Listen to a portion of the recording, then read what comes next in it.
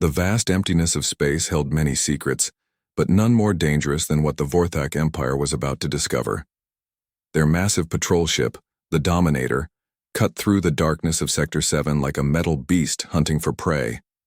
This region was known as the Cosmic Graveyard, where old ships came to die among the floating debris of forgotten civilizations. Commander Vex Thule stood on the bridge, his 4 arms crossed behind his back as he watched the scanner display.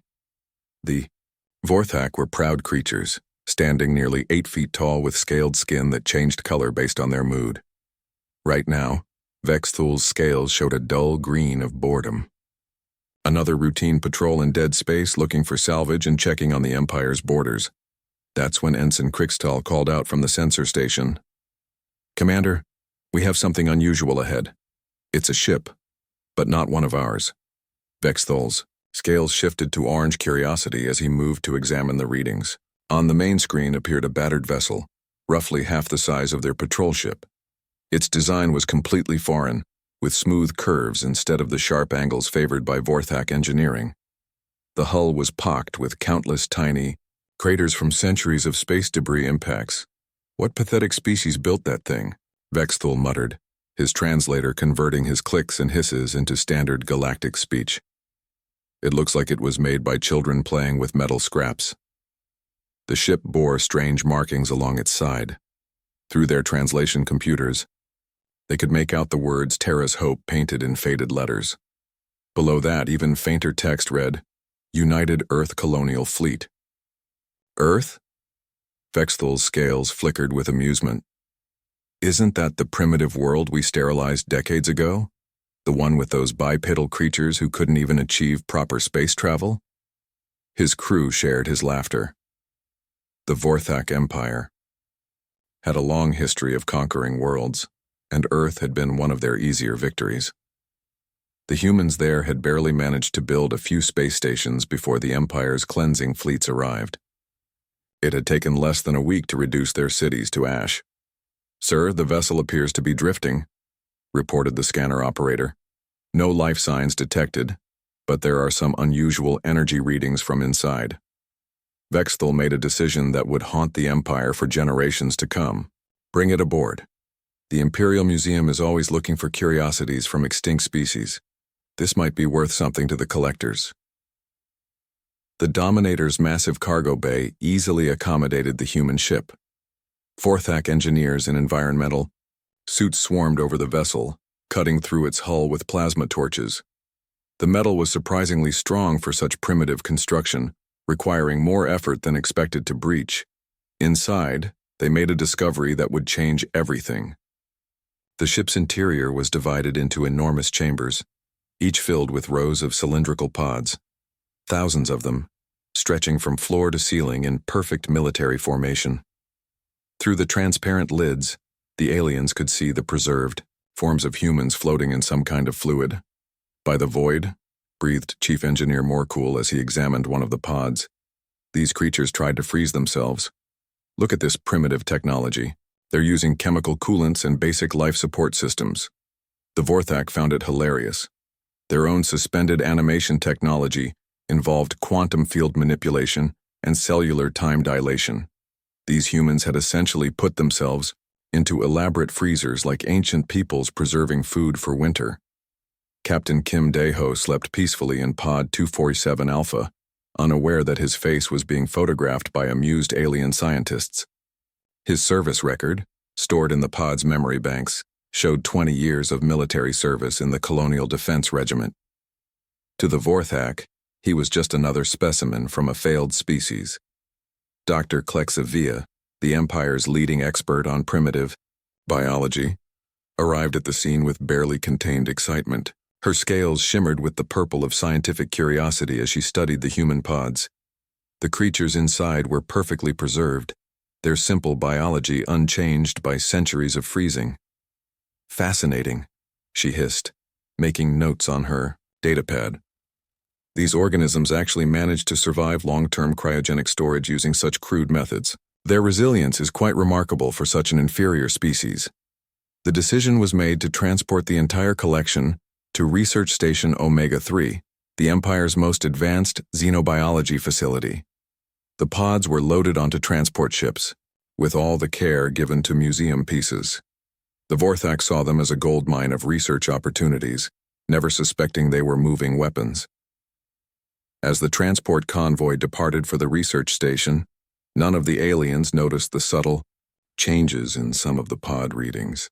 Deep within their frozen sleep, emergency protocols were slowly activating. The human military had planned for many possibilities when they launched the Terra's Hope, including capture by hostile forces. The sleeping soldiers had no idea their homeworld was gone, their families dead, their civilization erased.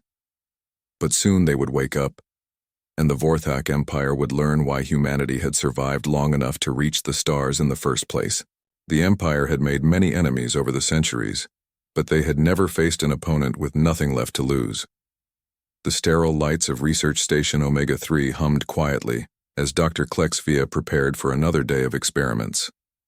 She had been studying the frozen humans for 3 weeks now, poking and prodding at their primitive technology with growing fascination. Their cryogenic systems were so basic that she wondered how these creatures had survived the freezing process at all. On this particular morning, she decided to test the limits of their crude life support systems. Using her plasma cutter, she carefully removed a small section of tubing from Pod 247 Alpha, curious to see how the system would compensate.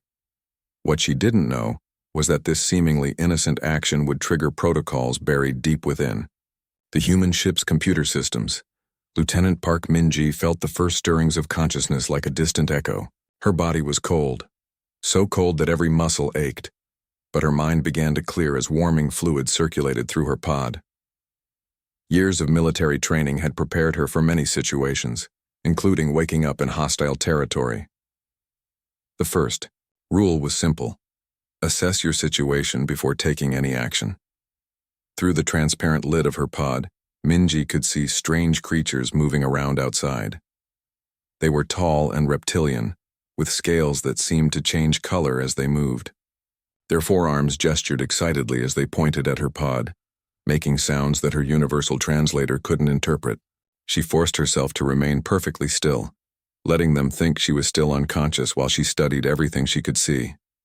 The facility around her looked advanced, far beyond anything Earth had possessed when the Terra's Hope launched. The walls were made of some kind of seamless metal that glowed with its own light. The air recycling systems hummed with quiet efficiency. These aliens clearly had technology that surpassed human engineering by decades, maybe centuries. But Min-ji also noticed something else. The way these creatures moved showed no sense of caution or alertness. They handled dangerous equipment carelessly, left security panels unlocked, and never bothered to check if their prisoners were actually unconscious. They acted like researchers studying insects in a jar, never considering that the insects might bite back. Dr. Klexevia noticed the human's eyes had opened and called excitedly to her assistants. "Look, this one is awakening. Observe how it moves its optical organs to track movement. Such primitive sensory adaptation." The aliens found Min-ji's careful observation hilarious. They saw her systematic examination of her surroundings as the confused behavior of a simple creature trying to understand its new environment. They had no idea she was memorizing the layout of their security systems, counting the number of guards and timing their patrol patterns. Within hours, more pods began their revival sequences. Sergeant Lee Jun-ho felt the familiar sensation of blood flowing back into his limbs as his pod's heating system activated. Like Min-ji, his first instinct was to remain motionless while gathering information. Through his pod's transparent surface, he could see other humans beginning to stir in their chambers. The Vorthak scientists were delighted by this development. "Fascinating," Dr. Klexevia exclaimed.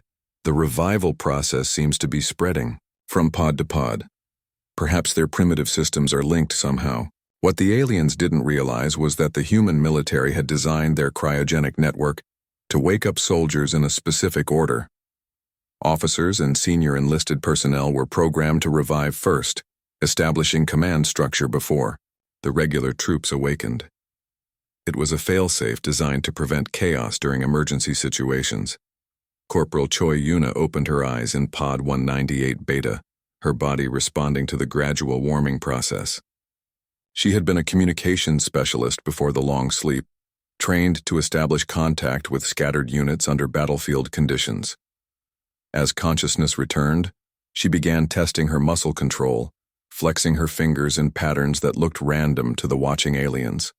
The Vorthak researchers were fascinated by what they interpreted as primitive motor function recovery. They made detailed notes about how the humans moved their appendages, never suspecting that Yuna was actually checking if she could still remember. Military hand signals.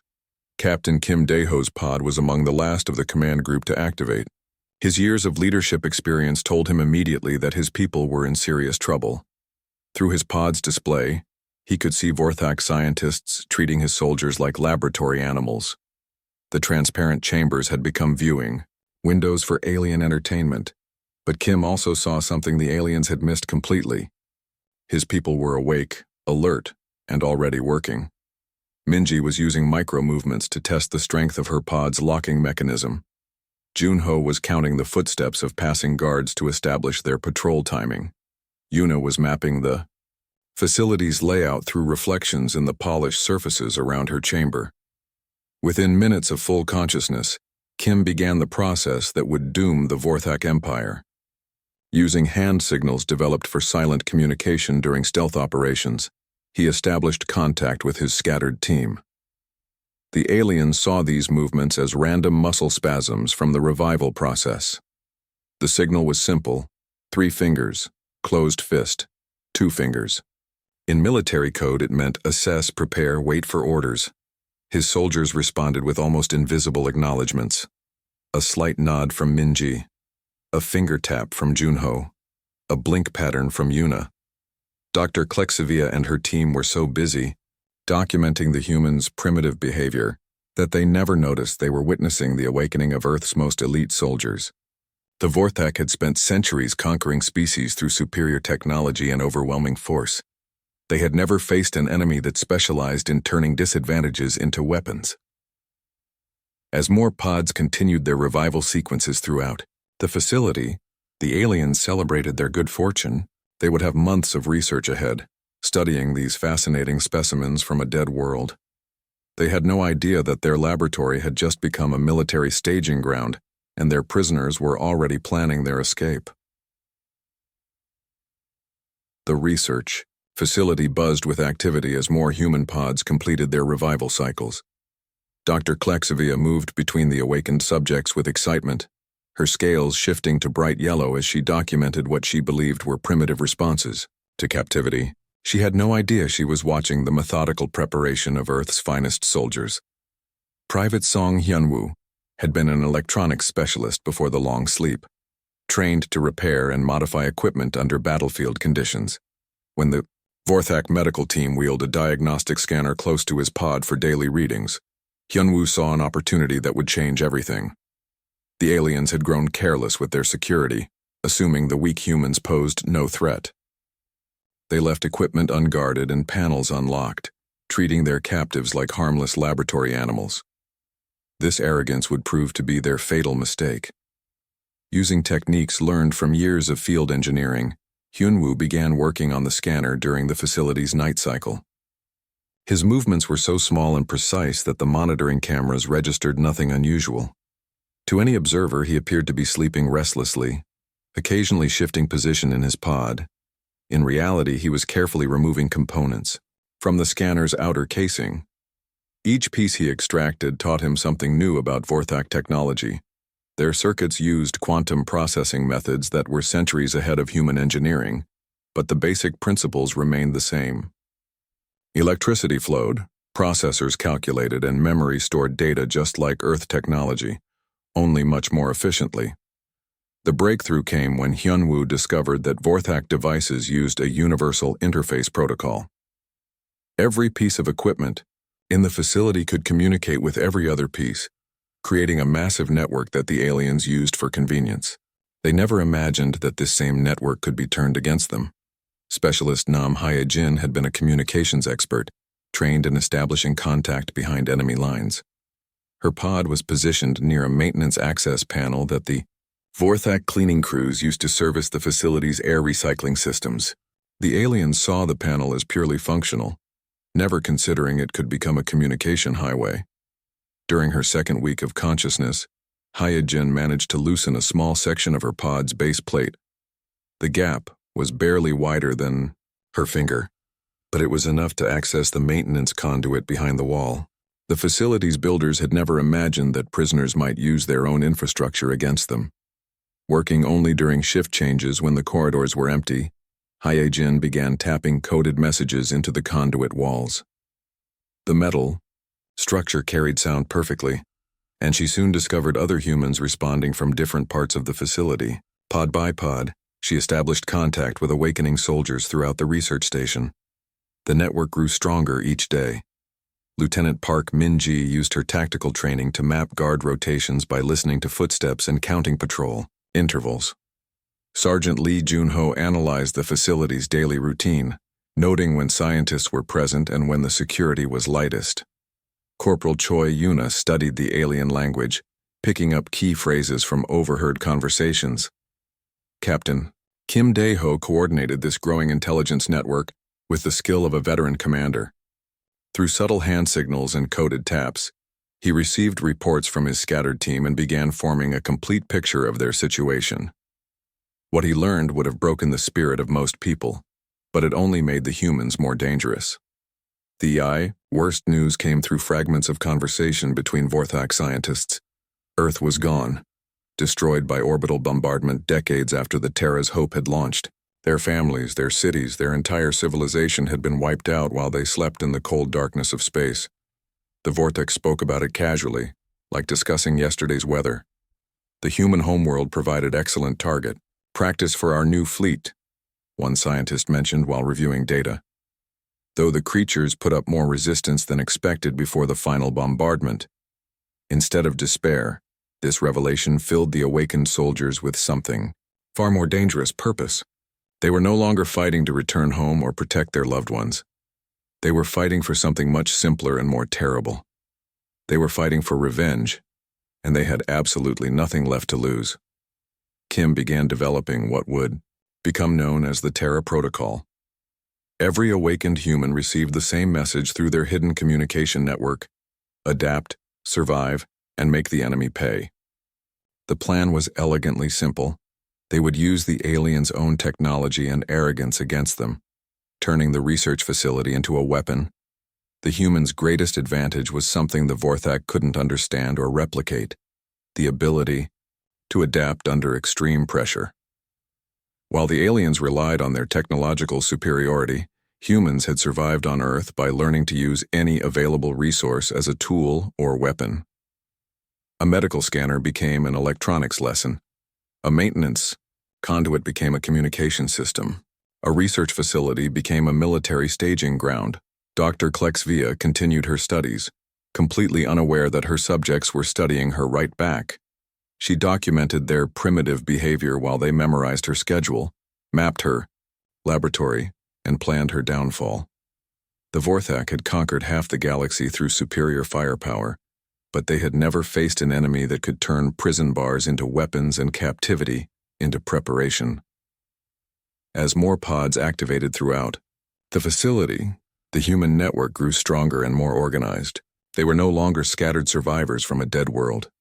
They were becoming something the galaxy had never seen before: the last remnant of humanity, united by loss and focused by rage, preparing to show their captors exactly why their species had survived long enough to reach the stars. The grand halls of Research Station Omega-3 had never seen such activity. For weeks, Vorthak engineers worked around the clock to prepare for what Admiral Zekron called the greatest exhibition of imperial superiority in decades. Representatives from every corner of the Empire were coming to witness something truly special. Living specimens from the extinct human race, displayed like artifacts in a museum. Admiral Zekron stood in his private quarters, adjusting his ceremonial armor as he practiced his speech. His scales gleamed with the deep purple of supreme confidence as he imagined the applause from his fellow officers. This exhibition would cement his reputation as the Empire's greatest collector of conquered species. These pathetic creatures represent everything weak about lesser civilizations, he rehearsed. gesturing toward a holographic display of the sleeping humans. While we mastered the stars through strength and intelligence, they froze themselves, like frightened animals hiding from winter. Throughout the facility, dignitaries arrived in luxurious transport ships, senators from the core worlds, military commanders from the Outer Rim, and wealthy collectors who specialized in extinct species memorabilia. They came expecting entertainment, a chance to laugh at the primitive specimens and congratulate themselves on their superiority. The Vorthak had transformed the main laboratory into a grand theater. Rows of elegant seating surrounded the human pods, creating an amphitheater where the Empire's elite could observe the awakened prisoners safely. Force fields separated the humans from their audience, ensuring the specimens couldn't disturb the show. Dr. Klexvia briefed the visitors on her research findings, her excitement barely contained as she described the humans' crude biology and primitive technology. "Notice how they move," she explained, pointing to the awakened soldiers who appeared to be wandering aimlessly in their containment area. "Their motor functions are so basic, their reactions so predictable, it's remarkable they survived long, enough to build those primitive ships." What the assembled aliens didn't realize was that they were watching a carefully choreographed performance. Every seemingly random movement had been planned and coordinated through the humans' hidden communication network. Captain Kim Dae-ho had spent weeks preparing for this moment, knowing that the aliens' arrogance would eventually create the perfect opportunity. Sergeant Yang Tae-kyung had been the Terra's Hope's chief electronics officer, responsible for maintaining all the ship's critical systems during their long journey. Over the past month, he had quietly salvaged components from damaged cryogenic pods, pieces the aliens dismissed as worthless scrap from primitive technology. Working in the shadows during maintenance cycles, Yang had constructed something the Vorthak security systems couldn't detect, a pulse generator built from human technology that operated on completely different principles than Vorthak electronics. Their sensors were designed to spot energy weapons and sophisticated devices, not crude electromagnetic pulses created from coolant pumps and life support circuits. Private Kang So-young had been a combat engineer, trained to create weapons from whatever materials were available on the battlefield. The Vorthak medical bay was filled with supplies the aliens considered completely harmless: cleaning solvents, medical gases, and sterilization compounds. To So-young, it was a treasure trove of explosive potential. She had spent weeks carefully extracting small amounts of various chemicals, mixing them in combinations that created increasingly powerful reactions. The aliens' own medical supplies became the components for devices that could breach their supposedly impenetrable barriers. Every antiseptic solution and cleaning agent became part of humanity's arsenal. As the exhibition began, Admiral Zekron took the stage with theatrical grandeur. "Behold the fate of species that lack the strength to evolve properly," he announced to thunderous applause. These humans believed they could challenge the natural order by freezing themselves instead of adapting. Their weakness led to their extinction, and now we preserve them as reminders of failure. The audience laughed and pointed at the humans, who appeared to be moving randomly around their containment area. Some aliens made jokes about keeping humans as pets, while others discussed which specimens they might want for their private collections. The force fields hummed quietly, maintaining the barrier between predator and prey. Captain Kim listened to every word through translation devices the aliens had carelessly left active. Each insult, each laugh, each casual mention of Earth's destruction only strengthened his resolve. These creatures had murdered his entire species and now wanted to turn the survivors into entertainment. It was time to remind them why humans had earned their place among the stars. At exactly 1400 hours station time, Kim gave the signal that would change galactic history. A simple gesture that looked like stretching to the watching aliens was actually the activation code for Operation Phoenix. Throughout the facility, his soldiers moved into their final positions. Yang triggered his pulse generator, sending an electromagnetic wave through the facility's power grid that the Vorthak systems couldn't understand or counter. Security cameras flickered and died. Door locks released. Emergency barriers retracted. In seconds, the most secure research facility in the Empire became completely defenseless. So Young activated her improvised explosives at key structural points, creating controlled breaches that opened new pathways through the facility while avoiding damage to critical life support systems. The aliens had built their station to contain prisoners, never imagining those same prisoners might want to redesign it. The force field separating the humans from their audience flickered and failed. Admiral Zekron's expression changed from smug superiority to confused alarm as he realized his perfect exhibition was falling apart. The Vorthak had prepared for every conventional threat, but they had never faced an enemy that turned their own assumptions into weapons. As alarms began blaring throughout the station, the awakened humans moved with precision that shocked their captors. These weren't confused primitives stumbling around in panic. They were elite soldiers executing a plan that had been months in the making, and their audience was about to discover exactly what humanity was capable of when they had nothing left to lose. The chaos in Research Station Omega-3 spread like wildfire through corridors that had never known the sound of combat. What Admiral Zekron had planned as the Empire's greatest exhibition had become its worst nightmare in a matter of minutes. The carefully arranged audience of Vorthak nobility found themselves trapped in a facility that was no longer under their control. Lieutenant Osubin moved through the station's upper levels with the fluid precision of someone who had memorized every corridor, every junction, every possible route to her objective. Her team of awakened soldiers followed behind her, using weapons they had crafted from medical equipment and maintenance tools. The Vorthak security forces, trained to handle conventional threats, had no idea how to fight an enemy that turned their own infrastructure into a weapon. The station's communication array sat in the highest tower, protected by what the aliens believed was impenetrable security.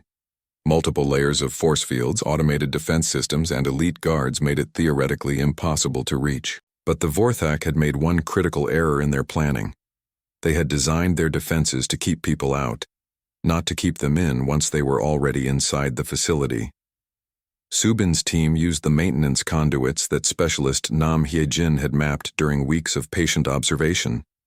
These service tunnels ran throughout the station like arteries carrying power cables and air circulation systems. The aliens had never considered that their own infrastructure could become invasion routes for determined soldiers. Private Kang. So Young's explosives opened new pathways through walls that the designers never intended to be breachable. Each controlled blast was precisely calculated to create access without damaging critical systems. The humans needed the station functional, not destroyed. They had bigger plans than simple escape. When Subin's team finally reached the communication center, they found the Vorthak operators in complete panic. The guards had abandoned their post to deal with the chaos below, leaving the most important strategic asset in the facility completely undefended. The aliens' rigid command structure had collapsed under pressure they had never trained for. Subin quickly interfaced with the communication systems using techniques that Private Song Hyunwoo had developed from studying Vorthak technology. The quantum-based networks that connected the Empire were incredibly sophisticated, but they operated on the same basic principles as human communications. Information flowed from point to point, carrying messages across vast distances at the speed of light. The message she broadcast was simple, but it shattered the foundation of everything the Vorthak Empire believed about their conquest of Earth. In dozens of languages spoken across their territory, the transmission carried the same devastating truth. This is Lieutenant Osubin of the United Earth Colonial Fleet. Humanity survives. We are the 23rd Colonial Defense Regiment, awakening. After centuries of sleep, Earth may be gone, but we endure. To all species under Vorthak oppression, resistance is possible. Liberation begins now. The signal reached every corner of the Empire within hours. On occupied worlds throughout Vorthak space, enslaved populations who had given up hope suddenly realized that somewhere in the galaxy, someone was still fighting back. The humans weren't just announcing their survival, they were declaring war on the entire Imperial system. Meanwhile, Captain Kim Dae-ho stood in the station's main command center, a place that had been forbidden to him just hours earlier. Around him, Vorthak officers sat in stunned silence, their hands secured behind their backs with restraints made from their own equipment. Admiral Zekran, who had been so confident in his species' superiority, now stared at the floor in defeat. "I don't understand," Dr. Klexvia whispered, her scales flickering between colors of confusion and fear. "You're primitives. Your technology is centuries behind ours. How did you do this?" Kim looked at the alien scientist who had treated his people like laboratory specimens for months. His voice was calm, almost gentle, but his words carried the weight of humanity's entire history of survival against impossible odds. "You made the same mistake that every conqueror makes," he explained. "You assumed that superior technology makes you superior people. You forgot that intelligence isn't about having the best tools. It's about making any tool work when your life depends on it." Throughout the facility, more human pods continued their revival sequence. The emergency protocols that had been triggered weeks ago were spreading to other research stations, other facilities where the Vorthak had stored their human specimens. Each awakening soldier added to humanity's growing strength, creating a network of resistance that the Empire couldn't locate or stop. Sergeant Yang Tae-kyung had taken control of the station's computer systems, using them to access databases throughout the Vorthak territory. The aliens' own information networks became windows into their military positions, supply routes, and strategic vulnerabilities. Every piece of data the humans gathered made them more dangerous. The Empire that had ruled through fear and overwhelming force suddenly found itself facing an enemy that couldn't be intimidated or outgunned because they had already lost everything that mattered to them. The surviving humans weren't fighting to protect their homes or families. They were fighting for something much more dangerous: justice for a murdered world, and justice for billions of innocent people who had died while they slept. As reports flooded in from across Vorthak space, the Empire's leaders began to understand the magnitude of their mistake. They had awakened an enemy that specialized in turning disadvantages into advantages, weakness into strength, and desperation into determination. The humans weren't just fighting for survival anymore. They were fighting to ensure that what happened to Earth would never happen to anyone else. The last laugh belonged to humanity, and the sound of it would echo across the galaxy for generations to come.